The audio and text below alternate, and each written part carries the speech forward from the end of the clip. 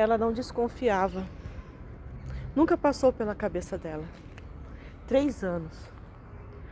3 anos construindo uma vida que para ela já era quase real. Eles tinham planos, tinham metas, tinham uma conta em comum, sonhos anotados em papéis, datas pensadas, nomes de filhos imaginados. E aquele tipo de esperança tranquila de quem acredita que finalmente encontrou o seu lugar. Mas o que ela não sabia é que enquanto ela construía, alguém escondia. E não era só ele, era pior. Era alguém da família, alguém que sentava à mesa, alguém que olhava ela nos olhos, a prima. E o que mais doía não era só a traição, era o silêncio ao redor dela. Porque depois ela descobriu. Alguns sabiam, alguns perceberam, alguns desconfiavam. Ninguém disse nada, ninguém escolheu ela. O casamento chegou perto de ser marcado de verdade. Data, festas, convidados. A surpresa. Ele sumiu. Levou o dinheiro, levou a prima, levou tudo que ela acreditava que era verdade. E deixou o vazio. Ela não chorou só por amor, ela chorou pela quebra de confiança, quebra de vínculo, quebra de pertencimento. Porque quando a traição vem de fora, dói, mas quando ela vem de dentro, ela desmonta quem você é. Ela começou a se afastar, parou de atender as ligações, parou de sair, parou de acreditar. As pessoas já não eram mais seguras. A família já não era mais lugar. O amor já não era mais possível. E o mundo virou um lugar estranho. A depressão não chegou de repente. Ela foi se instalando, devagar, silenciosa, pesada. Até o dia em que levantar da cama virou um esforço absurdo. Até o dia em que viver perdeu sentido.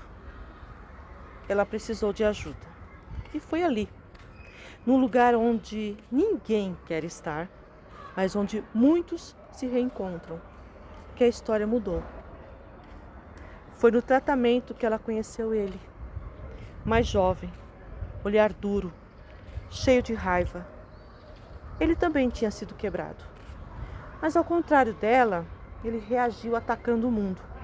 Se perdeu nas drogas, se perdeu em escolhas erradas, furtava, sobrevivia, como se nada mais importasse. Ele não acreditava em regras, não acreditava em valores, não acreditava em ninguém. E no começo, eles não se entendiam. Ela falava de honestidade e ele falava de revolta. Ela falava de reconstrução e ele falava de vingança. Eles discutiam, se confrontavam, mas ficavam. E foi ali, no meio do conflito, que algo inesperado aconteceu. Eles começaram a se emprestar. A raiva dele, que antes destruía, começou a empurrar ela para fora da paralisia. Ele dizia: levanta, você ainda está viva.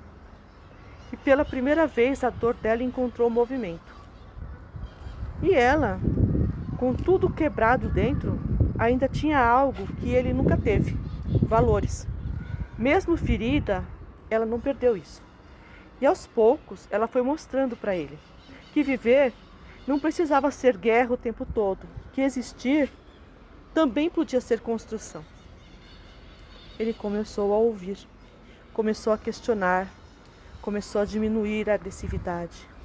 E ela conseguiu a começar a se levantar. Não foi porque o mundo mudou, mas porque dentro dela algo voltou a respirar. Eles não se salvaram, mas se atravessaram. E foi o suficiente. O tempo passou, o tratamento terminou. Chegou o dia de sair, sem garantias, sem promessas, mas diferente. Ela já não era mais a mulher que acreditava cegamente, mas também não era mais a que não acreditava em nada. Ele já não era mais só raiva, mas também não era alguém pronto. Eles eram possíveis. Saíram juntos, não como um casal. Aqui não tem uma história de final feliz, mas uma história real, que todo mundo tem algo a te oferecer. Todo mundo pode te ensinar algo. Como as pessoas que se reconhecem na dor e decidem não parar nela. Começaram a procurar trabalho, pensaram em estudar, se abriram devagar para novas pessoas, sem pressa, sem idealizações, mas com consciência. Porque no fim, eles entenderam uma coisa, que o mundo pode ferir, as pessoas podem falhar e a confiança pode quebrar. Mas, mesmo assim, sempre vai existir algum lugar, alguém que pode te ensinar um pedaço de volta para a vida.